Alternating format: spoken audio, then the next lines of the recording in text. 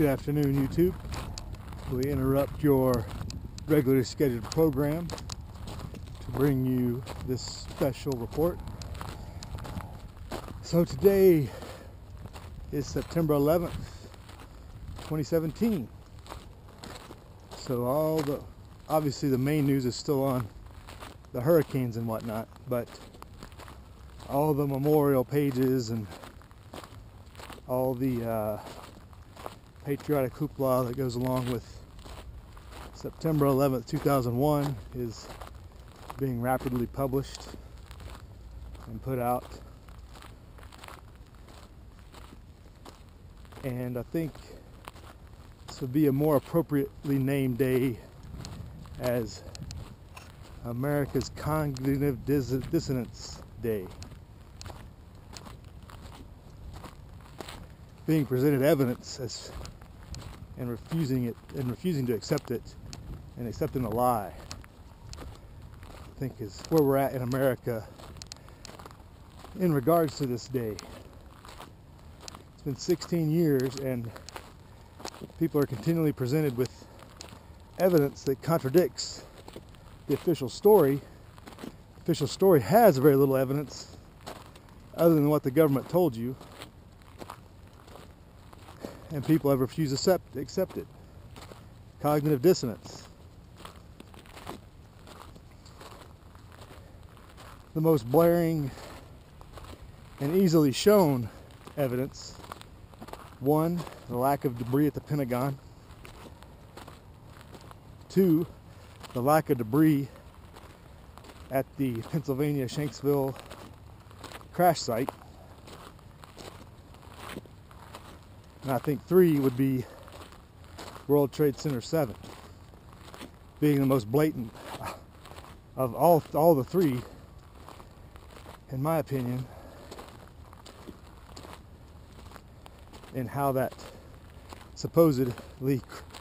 building that supposedly collapsed because it was hit by an engine, and there's no other engines found in the other debris sites. Or, I mean, you put the math together, it's common sense.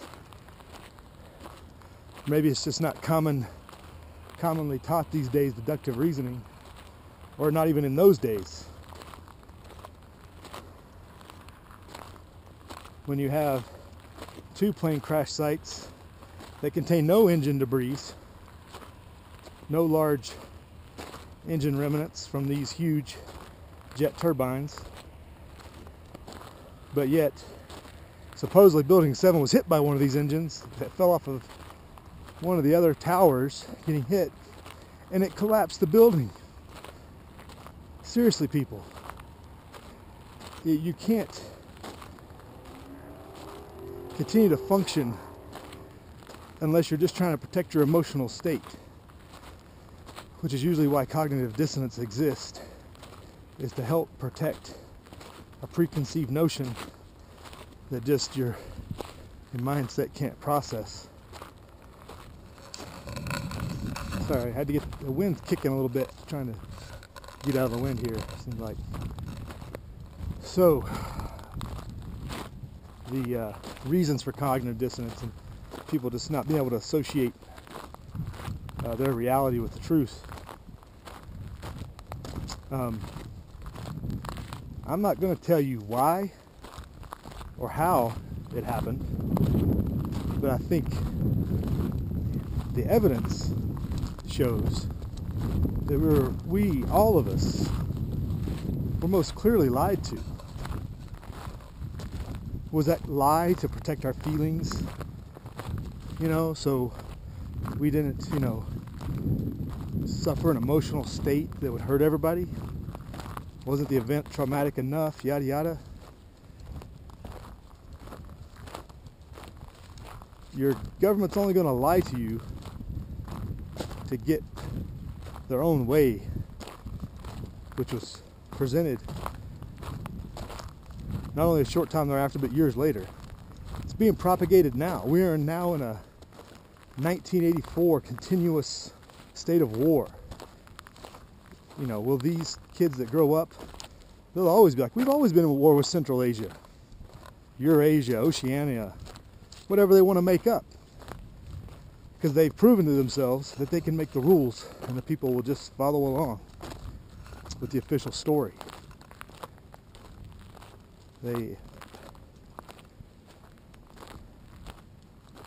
It's beyond disheartening that people won't see call out the lie. We don't know what the truth is, but you can't find the truth until you reject the lie. It's going to take a lot of people to reject that lie to get the truth out. People are comforted by the comforting lie that we obviously have this enemy and we have a goal to work towards and strive for together to defeat that enemy. That's what came out of it. Anything else? Has anything changed since then? What's changed in 16 years?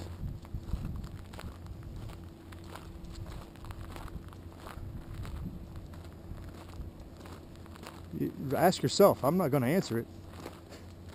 I've got a lot of thoughts on what I've seen change. But peace is not one of those. We are not any more comfortable in our liberty, in our freedom, if we have any. Do we have more or less freedom? Why do we have more or less freedom? People got to ask questions. People aren't taught to ask questions anymore. People are just told to accept what they are told. And that starts from basically the cradle to the grave. Started with the kids get in school, they just told to accept what they're taught. There is no rational thought process taught. They're not taught to think for themselves. I think that's most clearly the point. But I appreciate people, the mourning aspect of the day is definitely there. People died needlessly. There's no doubt about that. But the how and the why are most obviously lies. You have to deconstruct that and accept it before you can move on. That's why people can't get over it. People think they can't get over it because it's so traumatic. People can't get over it because they don't know the truth. Just something to think about, YouTube. Live free. Free.